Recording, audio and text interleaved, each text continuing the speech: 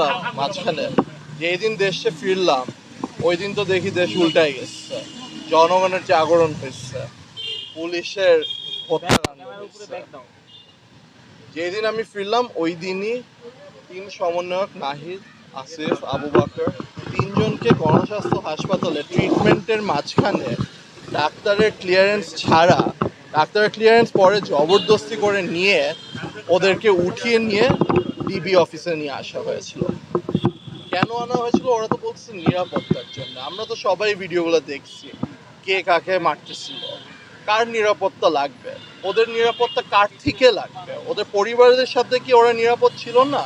কারণ যা দেখেছি আমরা তাতে তো মনে হয়েছিল পুলিশের থেকেই ওদের নিরাপত্তাটা বেশি লাগবে।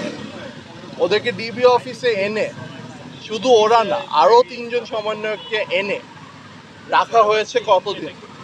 ওদের পরিবাররা আসে প্রত্যেক দিন যে ছেড়ে দাও, তারপরও ছাড়া হচ্ছিল না। আজকে আমরা শুনতে পারলাম যে ওদেরকে ছেড়ে দেওয়া হয়েছে, এটাতে একটু স্বস্তি বোধ করা হচ্ছে। কিন্তু তাও কিভাবে এই পরিস্থিতিতে স্বস্তি বোধ করবো আমরা? যা হয়েছে গত 3 সপ্তাহে, অনেকজন বলছে 1000 মানুষ মারা গেছে। আমরা কনফার্ম মিডিয়ার রিপোর্টে যে অ্যাটলিস্ট 250 জন তো মারা গিয়েছে। এইটার পর তো আসলে কোনো শান্তি নাই, কোনো স্বস্তি নাই। যদি কারো ভাবমূর্তি নষ্ট হয়ে থাকে, আমরা শুনেছি সরকারি লোকজন বলেছে বাংলাদেশের ভাবমূর্তি নষ্ট হয়েছে। বাংলাদেশের ভাবমূর্তি নষ্ট হয় নাই, বাংলাদেশের জনগণের ভাবমূর্তি নষ্ট হয় নাই, ওদের জাগরণ হয়েছে, ভয় কেটে গিয়েছে। যার ভাবমূর্তি নষ্ট হয়েছে হলো আমাদের পুলিশ বাহিনী, আইন শৃঙ্খলা বাহিনীর। কারণ আমরা দেখেছি ওরা কিভাবে নিষ্ঠুরভাবে, অমানবিকভাবে হামলা করেছে, গুলি করেছে, মেরে ফেলেছে। এখনো এই গত 10 দিনে বোধহয়, আজকে একটা রিপোর্ট দেখলাম, প্রায় 11,000 মানুষকে তুলে নেওয়া হয়েছে। বেশিরভাগ হলো সাধারণ শিক্ষার্থী, ওদের কোনো পলিটিক্যাল অ্যাফিলিয়েশন বলে কিছু নাই, এটা অলরেডি প্রুভেন। তাও কেন ওদেরকে নিয়ে যাওয়া হয়েছে? তারও কেন ওদেরকে কারাগারে, থানায় রাখা হচ্ছে, ডিবি অফিসে রাখা হচ্ছে?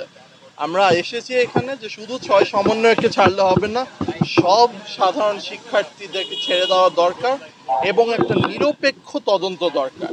কিন্তু এই নিরপেক্ষ তদন্ত যা আমরা গত 3 সপ্তাহে দেখেছি, আমার তো মনে হচ্ছে না আমাদের পুলিশ বাহিনী এবং আমাদের সরকারের ওই ক্যাপাসিটি আছে নিরপেক্ষ তদন্ত করার। কিন্তু তাও আমরা চাই একটা নিরপেক্ষ তদন্ত হোক।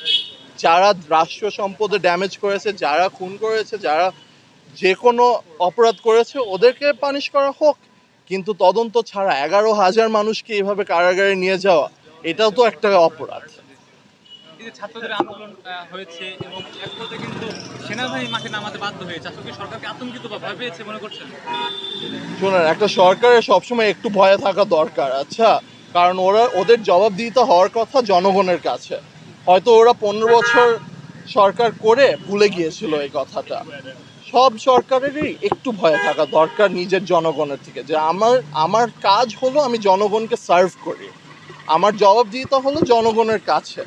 যখন আমরা কোনো প্রসেস দেখছি না, কোনো লিগ্যাল প্রসেস বলুন, অ্যাডমিনিস্ট্রেটিভ প্রসেস বলুন, যেইভাবে আমরা ওদের জবাবদিহিতা অর্জন করতে পারি, তখন তো এরকম একটা গণজাগরণ হবেই, তখন তো এরকম আন্দোলনে মাঠে নামতে মানুষ বাধ্য হয়।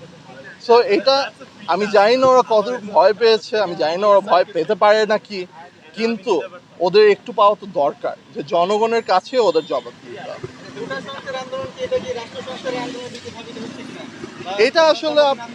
এটা আসলে আপনাদেরকে আন্দোলনকারীদেরকেই জিজ্ঞেস করতে হবে। মানুষের তো একটা ক্ষোভ হয়েছে না, এতগুলা মানুষের প্রাণ হারালো, এটার পর একটা ক্ষোভ হবে না? আমরাই তো বিক্ষুব্ধ এটা নিয়ে।